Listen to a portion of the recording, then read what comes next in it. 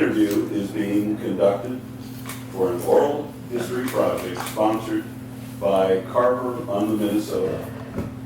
The interviewer is Daniel Darrel. Hoyerton. No, I'm the interviewer. Oh, you're there. Yeah. Oh, cut that. Don't take my job. The narrator is Darrel Swanson. The interview is taking place in Carver, Minnesota on July 29, 2025. You were born In Carver, in yeah. Carver. Okay, where were you? Where were your parents living at that time? Then on, what is it, 108 4th Street West? Okay. Is the house still there? Yes. Oh, okay. Good. And you were born, you said, in 1942. Yes. So middle of World War II. Yeah. So I'm assuming you're Little 2 months after Pearl Harbor, almost. okay. Was your father in the military at all No. at that time? No. Okay. Exemption for? I'm not really sure. Okay. He had a brother that was in the military and was a career military man, so I don't know if they just took one from each family or Yeah. how that went. What did you pick up from your father? I suppose hard work, honesty, working hard, honesty, you know. And he was involved in community affairs. Yes, he was. He was a fireman, 38 years a volunteer fireman. He was on the city council. He was on the board of the Carver Black Sox. He was president of the Carver and Hennepin Baseball Association, which included baseball teams from Carver, Chaska, Chanhassen, Cologne, Victoria, Watertown, and St. Bonnie. So, It's pretty impressive. yeah. So, Yep. And he's in the Minnesota Baseball Hall of Fame. is he, Yep. for his playing days? No, for the service he did for the baseball community. He was the first manager in 1948, and after that they got a different manager. He didn't want to be manager, but he took over the ball field, which was down at Riverside Park by the ballroom. He stocked the beer tanks, popped, serviced the field, dragged the field, and when I was a kid and my brother was a kid, we cut the baseball park with a push mower, electric power push mower. I mean, compared to now so you did 21 inches at a time. So, You yeah. remember that, don't Oh you? yeah. Many hot That was summer days. it was an all-day Saturday job. Yeah. So, Did the ball field change much over the time? no, it was pretty much the same. I mean, they improved a little bit. When they had a baseball game, they had there was big elm trees down there at the time, and they had tarps that would go around so that you couldn't just drive down there, sit in your car and watch the game. You had to get out, pay to get in, and inside. So, And just bleachers? no bleachers. You sat on the ground or in the grandstand. There was a grandstand? Yes. Oh, okay. So you have you can sit there with Yes. a Yep. cover over on you on a hot Yes. day? Yep. Okay. So. But you had to pay for that, I guess. I don't know, the mission was the same. A lot of people just sat underneath the elm trees they brought lawn chairs and stuff, or sat on the ground on blankets, or, it was nice. Did you ever play baseball? Oh yes, I played for the Carver League from 1960 to 1968 or 69. I was a manager for 6 of those years. Huh. What position did you play? Well, usually the outfield, but when I got to be manager, we didn't, sometimes I was a pitcher. One time the catchers didn't show up, so I had to catch, and then never did that before. So yes. What was the best team that you had? We were mediocre. At that time, wasn't enough guys in the area, so we had kids from Excelsior and Eden Prairie come in and help. Excelsior mostly, so just to get 9 players. Okay. Did other teams, how many teams use the baseball field? Just one. Well, Little League used it. They used it too? Yeah. Okay. What's part of the story about the park down there? Yes, yes, it is. And then, so you're growing up in the late 40s as a little kid. The 50s, you're starting to turn into a teenager. yeah, we were playing Little League baseball. So where did you go to school? Carver Okay. school to 8th grade, and then Chaska High School. Okay. So, Did all the kids go over to Chaska High School pretty yeah, much? yes, everybody in Carver. Okay. And so you never left town particularly, have you? Or have you? Have you left town? No, matter of fact, Been living here? I've been, I lived in that house on 108 4th Street till we got married, and then we moved to the old bunkhouse, which I think is 108 East 4th Street. Okay. And we lived there for a year, and then we moved up 4th Street to the top of the hill where the Reescraft Farm is, where all the development is up there. And then in 1967, we moved into the house we're at now. It's 221 West 4th Street, so I've lived on 4th Street all my life. Yeah. You've gone a long way, haven't you? Yeah. So if you're walking around town in your teenage years, did you go out to, where would you go to? Would you go to a restaurant with your family? Yeah, well, I mean, when I, in the teenage years, Yeah. they had a local restaurant in town right next to 221 West, or 212 Broadway, where my wife's office was. There was a restaurant there for a number of years, Okay. and then they moved out of there and moved to the corner of 3rd and Broadway. Okay. Could you buy men's clothes in town? No, we had to do that in Chaska. Chaska. Yep. Women's clothes? Chaska. Okay. So, yeah. But where was the hardware store? There was a hardware store on the corner of 4th and Broadway, which is now an small apartment building Okay. on a down level. What do you remember about this building? Oh, you know, really not much. When the hay bisons had it, it was more of a farm implement. Okay. And I mean, we used to come down here and walk by and visit a little bit, but it was farmers would come in. So you're a teenager? It's a long time ago. Long time ago, yeah, in the 50s. Yeah. So what'd you do did you go down to the river? Oh, we fished the river a lot. Swam in the river.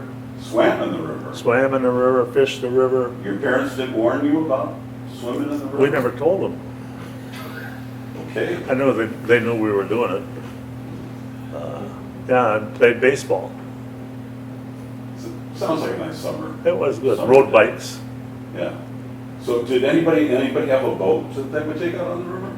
No, we never did. We just fished right from shore down where the two creeks Okay. come into the river.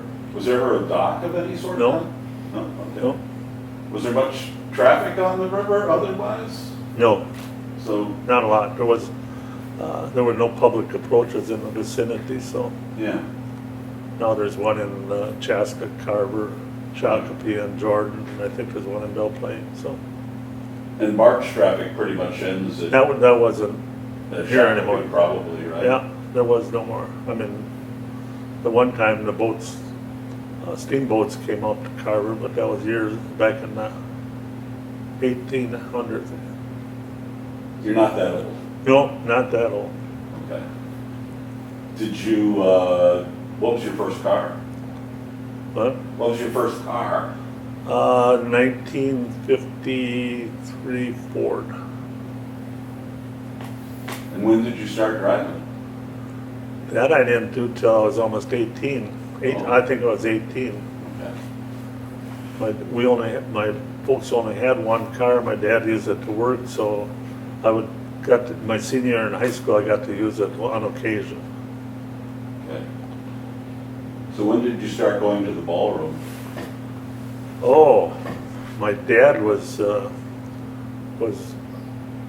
secretary treasurer of the Carver Community Firemen, Okay. and they were the owners, or they rented the ballroom, so he was in charge of cleanup and along with a couple other guys. But as kids, we'd go down there after a dance. We swept the floors, and at that time there had on the outside of the building was on one side entryway was in the middle, on one side was a beer stand where they sold beer, and the other side was a pop and hamburger stand. And then around the corner from that they had bathrooms, but and usually the dances were on Sunday nights. Okay. So we'd get up in the summertime, mostly in the summertime because it wasn't heated or anything. So we'd get up on Monday, and my dad said we had to go down and pick up the bottles, pick up the rubbish, and so that's what we did. We got done with that. There's a bunch of kids would come down, we'd do all that, and then we'd go over to the park and play baseball. So you said is the community firemen a separate organization from the actual firemen? Yeah. So that was like their It's completely community, different. Okay. It's So completely different. what was that organization? It was started by, I think, there's quite a few of them that were firemen at the time, Yeah, and I think they got into it where they wanted to do the ballroom. yeah. So they started the Carver Community Firemen Organization and rented the building from the city. That's the way it went, and they had dances on Sunday afternoon, late Sunday afternoons or Sunday nights most of the time, and then eventually they went into dances on Saturdays and sets, so forth. Yeah, and that's where I met my wife down there at one of those picnics down there in 1963. Okay. So you would go and dance? well, I wasn't very good at it. No? So- You were going to ask your wife. Yeah. If you were good at it. But I mean, it was, yeah, we had a lot of fun down there. It was, well, we had our wedding dance down there. Yeah, okay. My brother had his wedding dance down there, and it was packed. At the time, we had a reception up in the city hall here on the corner, Okay. and I think we probably had 200 people at our wedding with my dad's friends and my friends, and had a reception there, and then so that was over about 5:30, 6 o'clock, and then the dance started at 9. So, Okay. and there was a couple hundred or more people down there for that.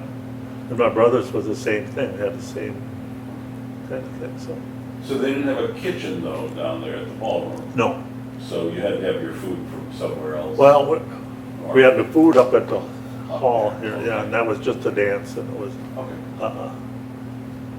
dancing, beer, and setups, and pop or whatever. Yeah, What's bring a your setup? own. What's a setup? I keep hearing this term. What's a setup? Well, you would buy the mix Mhm. in a glass, Yeah. and you brought your own alcohol. Ah, okay. So, Okay.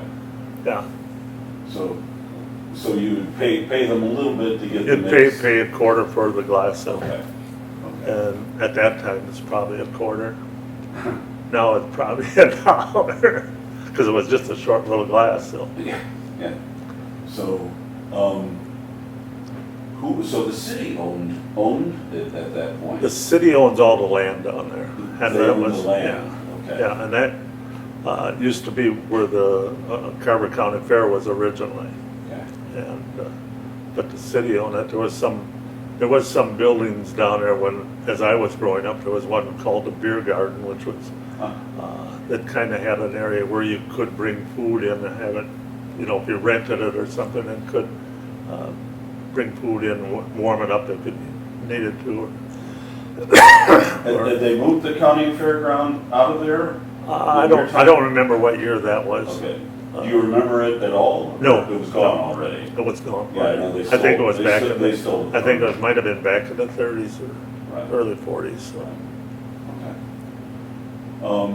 So what type of dances were they doing? A lot of polkas, waltzes, Okay. mostly. I think is really down there. We'd go down there, or we'd go to Waconia, or either one. So, Okay. Okay. and they used to have a ballroom in Chaska called the Valley, and that closed after the flood of 52, I think. Okay. And after the flood of 52, they raised the ballroom down there about 8 feet. You know, we just lifted it up and raised it, put blocks underneath it. Okay. And then it used to just have big windows in it and Yeah. so forth, and the windows dropped down.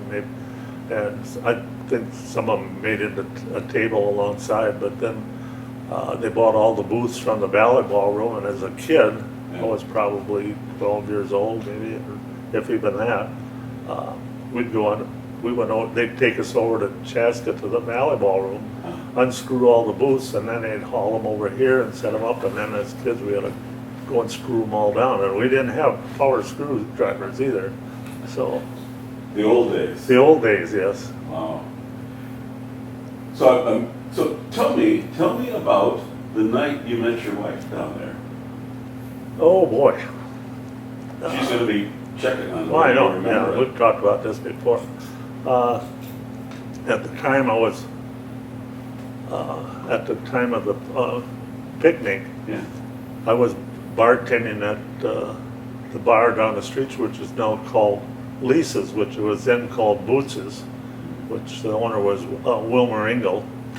And I had all kinds of friends where the place was full, and he came, he told me I just had to work till 9 o'clock, so I was working, and then he came down, was working, and he said, "You can't go, the place is full." I said, "When I go down there, they're all coming with." So, but that's how we got down there, and then just walking around, and she was with a girlfriend who I knew. I didn't really know her. Okay. So we started talking, and she was talking to some other guys that talking to them that I knew, and so ended up I took her home that night. So, yeah. That was a quick move. Well, then we didn't. I think probably the next time we went well, we'd see each other in town, but probably the next time we really started dating was probably in September or October of '63. So. Okay. And we were married in September of '64. And we've been married 58 years. Yeah. How about that? So, So yeah, it would be something you would set aside. You said Yeah. Sunday evening. And Yeah. That's you just go down there. yeah, I mean, that was a noted, those days there was no TV, so, I mean, Yeah. people, that's what they do on a Sunday night. Yeah. And, you know, it wasn't insulated, so until later, there was no dances in the wintertime. Yeah. Yeah. Remember about when they would have insulated?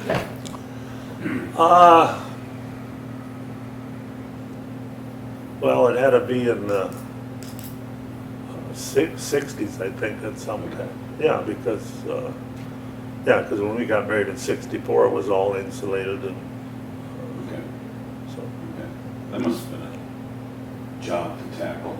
Well, yeah. That roof. Yeah, the roof was a Swanson up. Excuse me. I've seen pictures of the arch. Water. Yeah, to close the water. She was going to give me one, but. It's okay. Yeah, let's get in some water. So,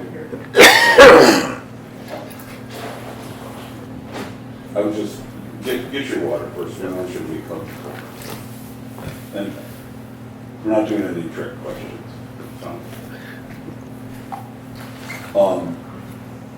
So what was the roof? I haven't seen a good picture. It was a Quonset type roof. Yeah, and was it shingled or was it metal? No, it was, I would say what you'd probably call roll roofing, Okay, in big sections. okay. And then the inside, just large cross beams up above? No, it was all manufactured truss. I know okay. I saw where Annette had said something about it was lightweight, but it wasn't lightweight. The trusses were probably 8 inches thick and triple wide and spanned the whole thing, which was probably 50 feet or more. Okay. And then they were round and they were well braced, and Yeah. they were probably every 4 feet. Okay, And then they had tinsel things hanging on is that right? all the beams, yeah, so, Okay, so it sparkled with the lights and. yeah, whatever. yeah. Okay. red lights in there. Did you have to walk up to get to the entrance? Yeah, when it was originally, before they raised it, it was Yeah. probably only about 2.5 to 3 feet, but I think they raised it, I'm guessing around 8 feet. Okay. I think they raised it so like with the flood of 65 Yeah, did get in it, but the other floods were pretty much, yeah. And then a bar on one side? the bar was on one side, no food, just a bar. Yeah. And then when they raised it up, they had to put bathrooms in it because the Yeah, I was gonna bathrooms ask originally about were on the outside. Okay. So the earliest, you remember that there weren't any bathrooms inside? Not inside, no. Okay. You had to find a place outside? There was a block building that had Oh, okay. him and her's bathroom in it, yeah. Okay. Yep. Thank you. I had bad Yeah. interest in what was going on. out Yeah, there. yeah. So, Well, I'm sure, you know, at night when it's dark, I think the guys probably use the cars for, right out between the cars for what they had to do, so. yeah, well, now that maybe we didn't need to know that. Yeah. So what were you doing to make a living? Well, before I was graduated from high school, I was just doing odd jobs. Like I said, I'd cut the baseball park grass with a push mower, and that was before every home game, which was on a Saturday. I'd start on Friday and finish up Saturday. Yeah. I delivered papers in town. Okay. But your adult career? My adult career, I got into cement work in 1961 when I graduated from high school. I worked a little bit and I saved enough money. I went to St. Cloud for 1 quarter. And, Okay. I guess that's all the money I had, and at the time wages weren't too high and my folks didn't think they could afford to send me. You know, the only thing is I think I spent $300 for a quarter at school, so I mean it wasn't expensive, but the wages weren't very good either. Yeah, yeah. So I think in 1961 when I started working with the company my dad worked for, I think I started out at 50 cents an hour, and then in the spring they said I started working full-time for them. They said, well, if you join the union, we'll pay you 95 cents an hour. There you go. And I think that summer they went on strike and got a $2 raise over a 3-year period, so. Yeah. So, yeah. Did you stay working with that, or? Yeah, pretty much. I worked for him until 1980, and then I Okay. started doing my own businesses, cement blocks, concrete, bricks, And where was the business located? in Carver here. That's I mean, worked. where in? And worked in the metro area, in Chaska, Carver, Okay. Chanhassen, Excelsior, Farmers. Yeah. So So what are the different jobs for a cement company? What do you have to know to do the job? just that you're going to work hard. Yeah, Okay. just, you know, and how to finish cement, lay blocks, and lay bricks. So yeah, Okay, so it was both blocks and board? yep, Okay. laying block foundations and pouring driveways, Yeah. floors, steps, sidewalks. In 1980, when they did the first sewer and water project here, I did all the Yeah. concrete work for the contractor then, so I did almost all the sidewalks that had to be replaced in Carver. I did those. Did the boat ramp down by the river down, and did the concrete work for that through Miller and Sons Gravel and rural Carver out here. Okay. Where was the boat ramp? It's down by the ballroom. Still, It's still there. oh, okay. Yeah. Still used, except for now they're building that bridge across the river, Yeah. so the park's closed. So, Right, kind yeah. of changes. And it's used a lot. Yeah. You can go down there like summertime or spring or fall when you could sometimes see 10 cars with boat trailers on them down there. So So you're helping with construction. So when did Carver, because when you're growing up, Carver's a pretty sleepy little town. it was a sleepy little town. Yeah, it was a nice little town. I mean, where we lived on 4th Street, Yeah. my brothers and I, we could go out in the street and play catch and never even have to move for an hour. Yeah. that's- Right in the middle of the street we'd play. So when did it really start changing? You know, you would have picked that up with construction. It started, I don't remember, it was probably in the 80s, Okay. because I started in the 80s, and then Dick Lenzen started building some houses up on top of the hill there. And Okay. I started doing some of the concrete work foundations for him. Okay.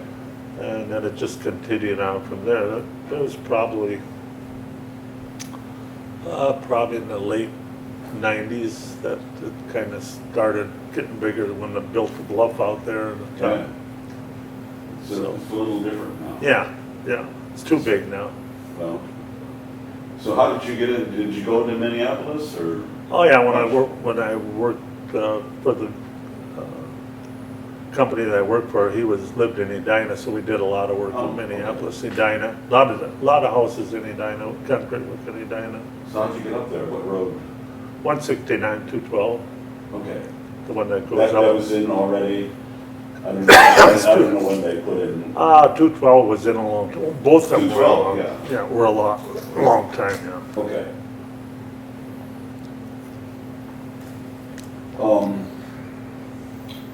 So following in your father's footsteps, you ended up in the fire department. Yes, 1964 I got into the fire department. In those days it was hard to get in because there wasn't many fires, but the guys, it was kind of a club Okay. type thing, and they only had 26 members, and you couldn't get in unless somebody retired, and nobody wanted to retire, so and that's how I got in. Okay. I was there for 28 years, so. Well, you had a few connections, right? Yeah, I was assistant fire chief for, I don't know, 5-6 years. Training instructor for probably 6 years, chief for 3 years. So what training did you have when you joined? None. None. That's reassuring. When I got in, I think when I got in 64, I was telling the guys on the fire department, we probably had probably the most 6 calls a year.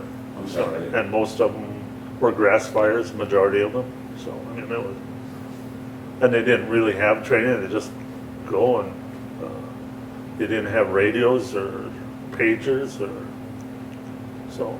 You didn't have any radio in the Now, when I first started, no. It was, so if you were a fire, you was all mouth to mouth. It took a long time to get a radio. And when I was chief in 1980, the wildlife was starting to park out here. Yeah. And they had put something out about applying for grants, and I applied for a grant for pagers, I think 12 of them, and I think we got them. So, and the only ones that got them were the guys that were available in town, that worked in town, which was not that many. The local Duwalder's Garage Chevrolet Buick dealer up there, there was a couple that worked there. And after 80, I was working in town, or I was available, could be available, and I know Dwight Schultz, he worked out at the gravel pit, and he was always available. Sure. And these businesses that they were working for, they would let them off, and most of them with pay. So, and I think we got when I first got in '64, I think minimum wage is what you got per hour. No money for training. Minimum wage at that time, I think it was about 35 or 40 cents. So. Changed a little bit. Yes, it has. Yeah. So was the fire department doing what I think it was like rescue work on the river, or? Once in a while, if there was something, yeah. We didn't have a boat or anything. Well, eventually now they got their permanent boat. But, Okay. So if you get a report somebody's drowning in the river? Yeah. Kind of hard to get out to them. Yeah. Well, if they're gone in the river, there's a couple of them in there still haven't been found. Is that right? Yeah. Well, So yeah, young kid that fell in and got caught and got underneath the log jam, and they never did find him.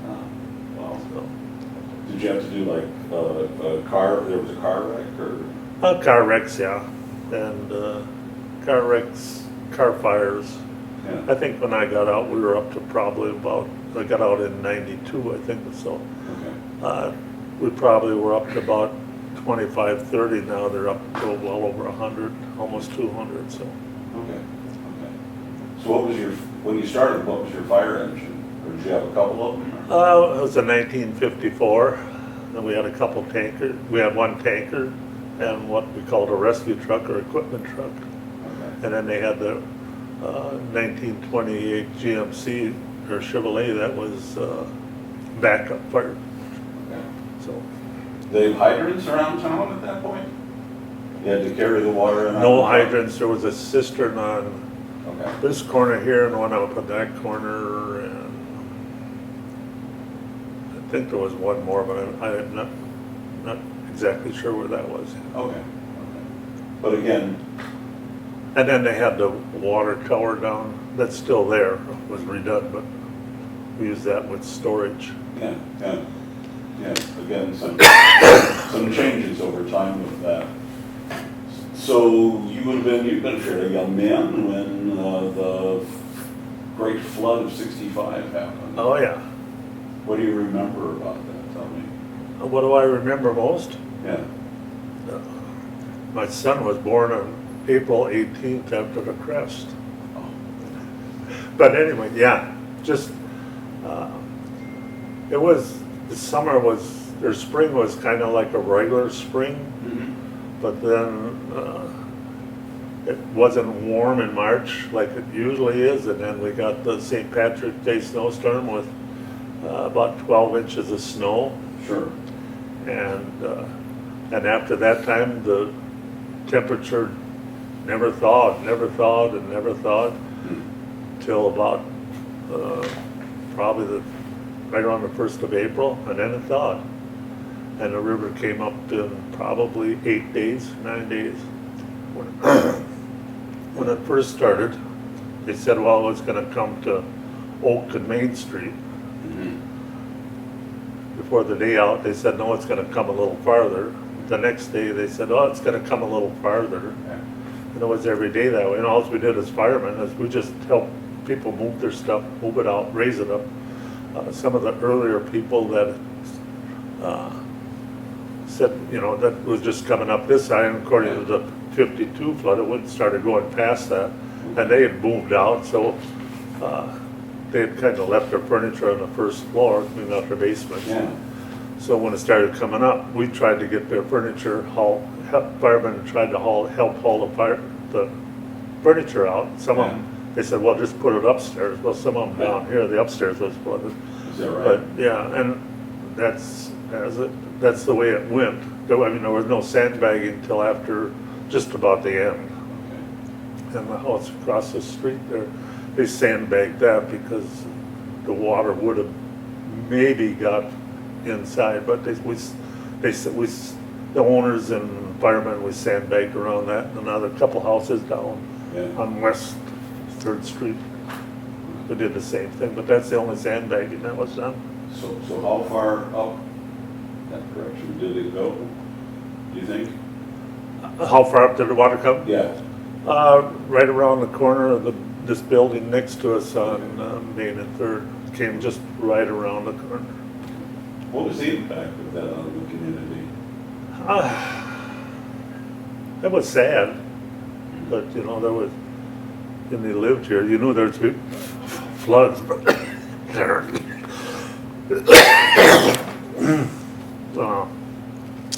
But people, just the volunteers were tremendous. I mean, there was all kinds of people. And the firemen, like I said, just did that and kind of policed the town. The National Guard was here. Okay, so they did bring in the Yeah. National Guard. Yeah. Okay, So and the National Guard's job was to just, sandbag? no, there was really no sandbagging, probably, Okay. just a little bit there. Yeah, They just okay. patrol the streets. I mean, there wasn't that many. It was, 15, 20 maybe, Sure. that would work shifts through the, and then I think most of them were all local National Guard guys. Did the local businesses, most of them survive, or Oh, yeah. that's not easy? The one where the coffee shop is now, that used to be a 3-2 bar with Okay. hamburgers and stuff like that. That one, the water was probably about 2.5 feet maybe in it. The Lisa's bar, Boots's bar, which was, at that time had about 1.5 to 2 feet in it. Yeah, maybe 1.5. I guess Annette said there was water here, but not very much. Okay. The Harvey's bar they didn't have water in the basement. And the next door, that was at 212 Broadway was the meat market, and that the basement was 3/4 full. Okay. And the gas station was closed. So yeah, go ahead. Where the city hall is now, that originally started as the Red Cross Center where they'd feed the workers, but then the river came up and they ended up with about a foot there, so they moved the Red Cross Center up to the Lutheran Church for the last couple of days and then for a couple of weeks after that. I mean, flooding had been going on, bits of, every couple of years. Yeah. But that was the biggest one, do you think? That was the biggest one, and I just shown Annette that our neighbor had one of those scopes where you look through, and she had a bunch of pictures, and it shows a picture of Broadway in Maine with water in the intersection. So, and that had to be back in the 1800s sometime. So this after 65, the community said we really need to do something. yeah, well, yeah, and then after that, then they were talking about in the fall of '68, we had a lot of rain, and the river started coming up again. So they started the dike in '68, Okay. and kind of built it up, and the firemen were helping with that. The county was helping. We were using their trucks, Okay. and then I remember driving one of their trucks out to the pit and hauling dirt at night, and then and William Miller's out here was kind of took control, and they were the ones with the biggest equipment that could do it, Caterpillars and bigger trucks. And so they were kind of in control of the dike for '69. So. And then finally, the levees are. Well, the levee, yeah, they built it, stayed ahead of it as the river was coming up. They managed to keep ahead of it. So, and since then, Do you know whether it was state money, county money, federal money? well, it ended up to be a grant from federal. Okay. So we didn't know that. Well, we applied for the grant, and the city got it. I remember that the mayor at that time, John Lenzen, and my wife Barb was city clerk at that time. He was the one that kind of thought we should, in '68 to start it. And in '69 we were working, and he come and said, okay, he said, keep track of your hours, all the hours you work on this, and hopefully we get a grant and we'll get paid. Yeah, we did get paid. But he come around and we'd give him his hours, and the city wrote out a check for how many hours are. And he gave us the check, and we could get the check, but we in turn had to write out a check to the fire department, and we bought a new equipment and rescue truck with them. Okay. So, yeah, the fire department, when I got on, didn't have any money. City didn't give us any money. All the money was in fundraisers, and we ended up like buying all the pagers, and we had a tanker truck when he got the 1976 truck. We had a tanker truck, and we took the tank off and went around and sold tickets for the chassis. And the winner won the chassis, and Dick Lenzen from Carver was the winner. So, That's pretty cool. so yeah. So tell me about this event. Well, this was an annual event, and it was put on by the Carver Community Firemen, which my dad was Secretary Treasurer. and it was put on once a year. This one was on August 5th, and today I was looking up when August 5th, the 4th and 5th would have been on Saturday. It would have probably been in about 1952. Okay. So, You remember going down? for oh some- yeah, we went down all the time. Yeah. Yeah, they would have, I remember, well, I probably wasn't very old, and they'd have, they'd set up a wrestling ring, and they'd have wrestlers from Minneapolis come out and wrestle, and, I mean, it was, you know, people thought it was real, but it was more of a toy, because they'd come out in a limo, and the limo would let them off at one of the bars, and they'd all go in there to drink, and then they'd all come down to, and they were fighting when they got down, and so, yeah, it was a lot of, I mean, there was a big Ferris wheels, tilter wheels, shows, dancing, fireworks, so, a lot of stuff, yeah, there was a lot of things down there. Did that continue till? Well, At some point? that's where I met my wife in '63, but I think they had one in '64, Okay. but they had to cancel the one in '65, time of the flood, and that was the end of it. And then these people really sold the business to Wilmer Polk, Okay. so. So the city sold it to Falk? No, the Carver Community Firemen sold the Sold. business, not the building. The building was the city's. Okay. really. Okay. Oh, interesting. I think it Well, was, we can check the legal Yeah. records on all of that, so. so, I think it was, but then when it burned down, there was some skeptic about insurance, I think that, So the Mr. Falk, did you know him at all? oh, yes, yeah. Was he a local guy or? No, he's from Oconia. Well, that's, When I was down, I was even cutting the grass after we were married, when I was a manager. We Yeah. didn't have a riding lawnmower or anything, so the one Saturday morning, or one Saturday night, or Friday night, we went to barbecue days over in Belle Plaine, and he was over there, and he was talking, I see you cutting grass, that's pretty hard with that little mower. And I said, yeah. Well, he said, I'm gonna be down at the ballroom tomorrow morning. He says, I'll bring my John Deere rider down for you to cut the grass. Then every Saturday after that, he brought his rider down for me to cut the grass. So, yes, I know Wilmer. yeah, you're He was okay with that? He was a band leader, so. Oh, he was? He was a band leader. Okay. Yeah. He had his own band, Yeah. yeah, full time. I didn't know that. So it's a cold January night in '86, and you heard about a fire down at the ballroom. Well, I had a pager, so. Oh, that's right, you got your pictures. I had some of us had pagers, and I was in bed, and the pager went off, and it said, fire at the ballroom, and I live up 2 blocks up the hill on 4th Yeah. Street. So I got up, and one window faces, so I could see the fire, and I said, it's no hurry for this one, because it's not stopping. I mean, it was totally destroyed. I mean, there was nothing left. There's nothing you could do. And you knew that. We didn't have the water supply at the time. I remember going with an axe out on the river to chop a hole in, so but we didn't even use it, because it didn't take long and it was gone. Okay. Had a good start. Okay. How did other people, did all the firemen have pagers, or most of them, or?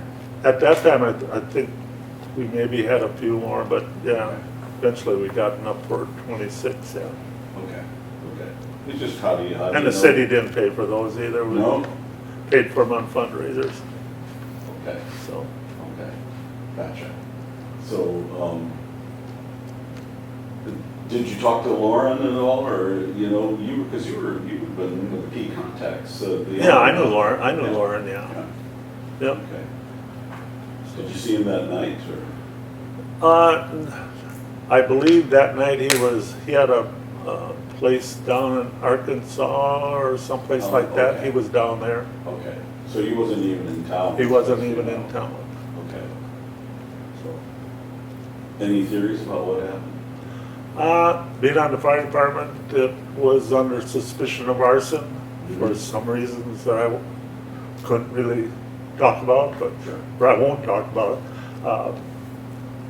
but that lasted for, I think, probably 2 or 3 years trying to prove arson, but everybody that was involved in it, that they had had the people that said they were, had a, what do you want to call it, excuse, or that they were had. Yeah. Okay. So, yeah. We'll ask you the. Yeah, no, it's, yeah.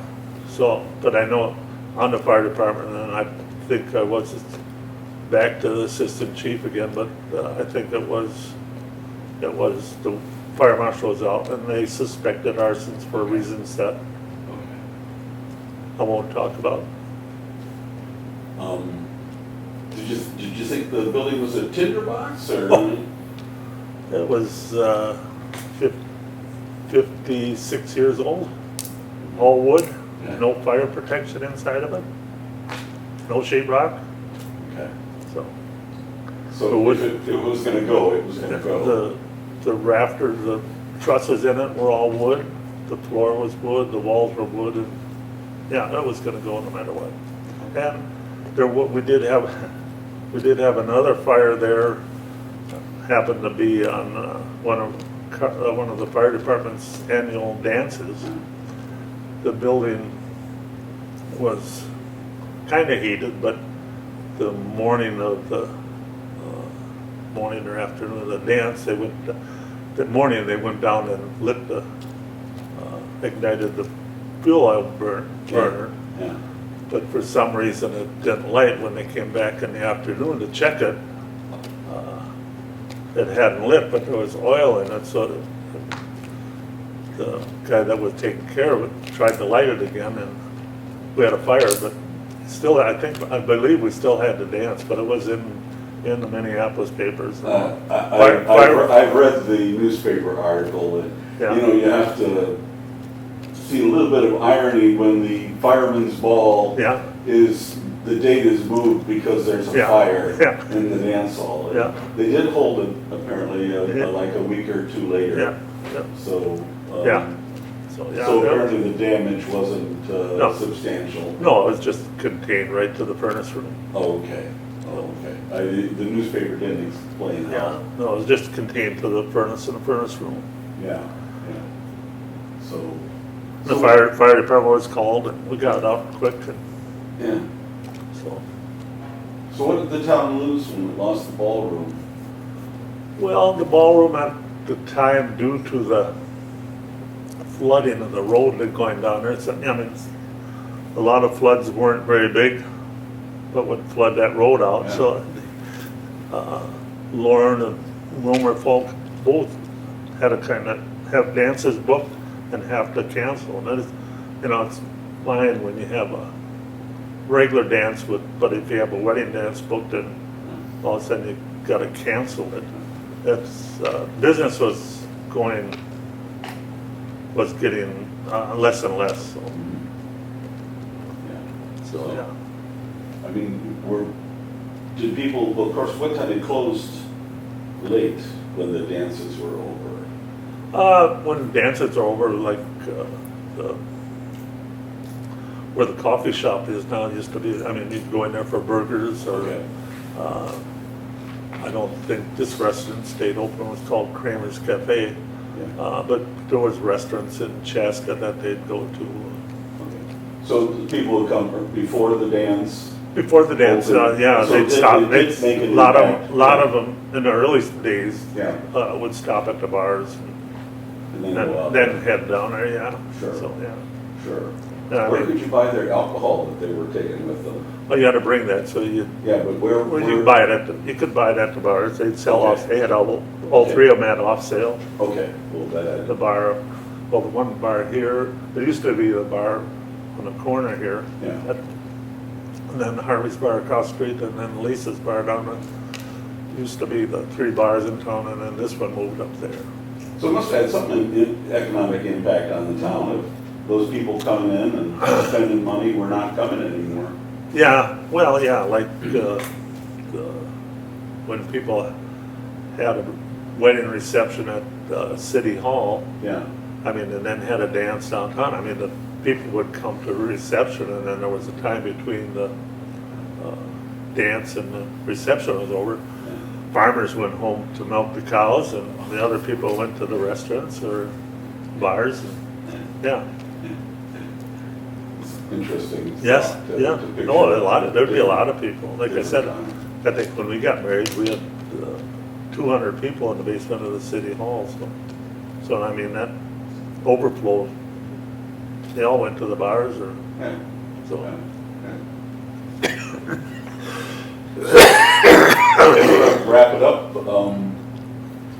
you grew up in a sleepy river town, what, about 400 people or something like that? Yeah, that's at one time, yeah. When we got married, that's about what it was. And then you saw it change? Yeah, it by was the- growing and to the growing big and rush growing and growing. by the 90s, the land Yeah, expansion. yeah. And I always tell people, you know, when we got married, her friends asked where are you gonna live? And she said Carver. And say, who the want to live in Carver? And all of a sudden, everybody does. Yeah. So would you still recommend the town as a place to live? Yeah, it's not like it used to be. I mean, it's way different. I mean, you knew all your neighbors now. It's way different. People live here that I don't know anymore. You see them on the street. Of course, I don't get out like I used to either, or we don't get out like we used to. Yeah. I remember one, as nice as it was, my neighbor across the street, his well went bad.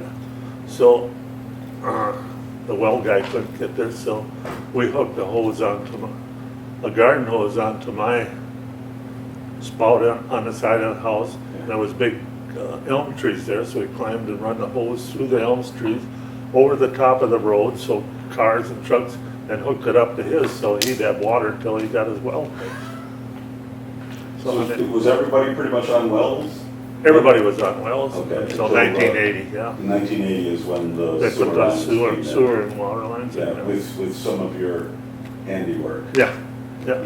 So, talking about a town of 400, everybody knew everybody. Oh, yeah. So, did you get reported on occasionally when you stepped out of line? Your parents heard about it soon, or? That wasn't good if you did something and it was like, I'm gonna tell your dad, Yeah.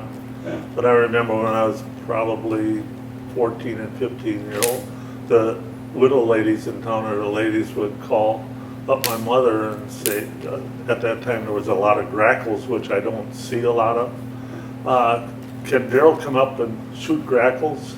So I'd go up to the yard right up on 4th Street or, with a .22 and sit in the lawn and shoot grackles for him. They'd give me $1 or something like that, so. And I had to buy the shells though too, but so, yeah. But they were only 50 cents for 50, so you could play all day. Yeah. Yeah, I mean, you could, now, like, when I went squirrel hunting, I would get up, take my rifle and walk up down the hill at Main Street, and go up in the woods and hunt.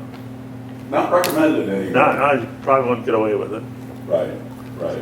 So, and again, just finally, you grew up under tradition, everything your father did. Pretty much, yeah. Yeah. And then you followed in, doing quite a bit yourself. Yeah. My brother's, my oldest brother, he lived in town, did probably the same thing I did. He didn't live on he wasn't on the fire department just for 20 years. And I was on the fire department for 28 years, and I was a Lions member for 52 years, so. And you don't do it for the money, do you? No. Why do you do it? No. Why I did you didn't. do it? It did. And there was a lot of charities, people would say, oh, I'm gonna do this, and call you and say, oh, okay, can you help? Yeah, you can go help me, you didn't charge them anything. When there was a storm, and fire department, we'd just go down, I had a chainsaw, you grab your chainsaw and trees down, you just start cutting wood, clear the road. At the time there was one city employee, so what were they gonna do? So it was just something you did? Yep. That's what you did. That's what we did. Yeah. Volunteered, it's, you know, I remember one storm, there was a couple of trees you couldn't get through in the storm where the building where the post office is now blew the side, blew part of it apart. Yeah. And I mean, that was a pretty big one, there was a lot of trees that cut. Fire department had one chainsaw and everybody that came brought a chainsaw, so. Yeah, it was a good town. I mean, everybody volunteered. I still volunteer for a lot of stuff. Thank you for volunteering to sit on that couch and talk for an hour.